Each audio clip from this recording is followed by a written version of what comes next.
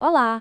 Poucos assuntos na história são tão cercados de mitos e interpretações equivocadas quanto a relação entre o povo judeu e o dinheiro.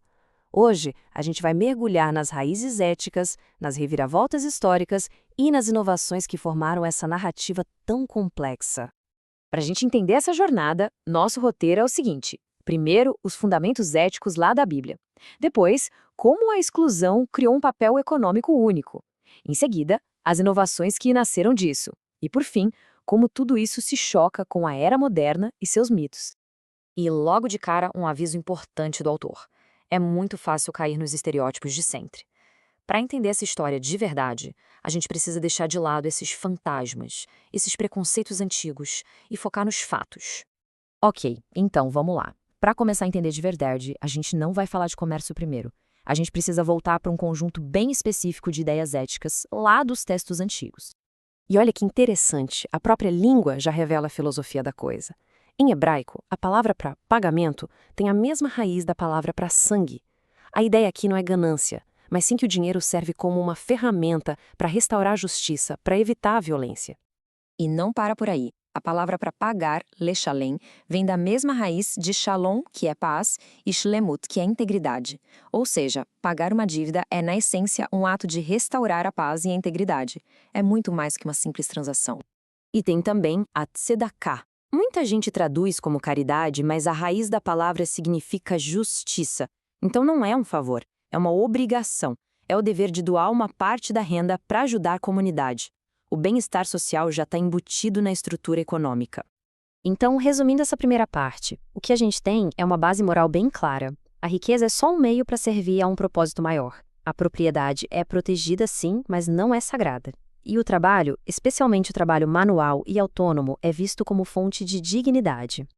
Certo, mas como é que esses ideais éticos sobreviveram a tantos séculos de exílio e perseguição? Agora a gente vai ver como a exclusão acabou forçando a criação de uma realidade econômica completamente nova. É importante lembrar que, por milênios, a história judaica foi uma história de exílio, de não ter um território.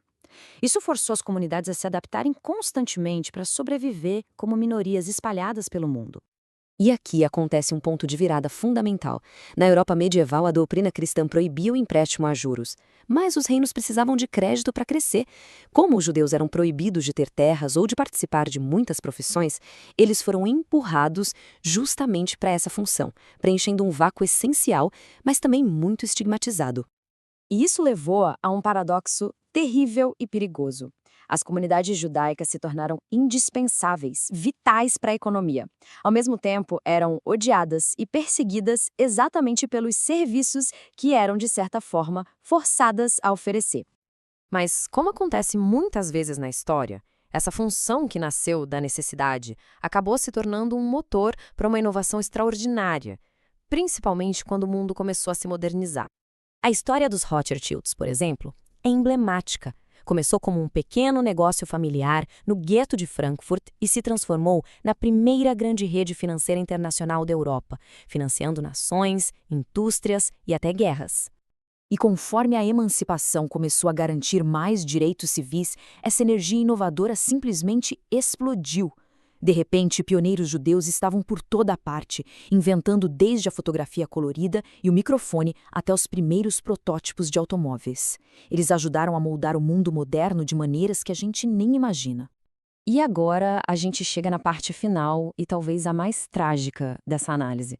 É aqui que vamos ver como todo esse sucesso econômico foi distorcido, usado como arma, levando a uma catástrofe e a uma profunda reinvenção da identidade judaica. Essa frase do Montesquieu, lá de 1720, já mostra como as coisas começaram a mudar. O sucesso econômico passou a ser visto não como resultado de um processo histórico, mas como parte de uma suposta conspiração. E aí, o mito vira uma arma.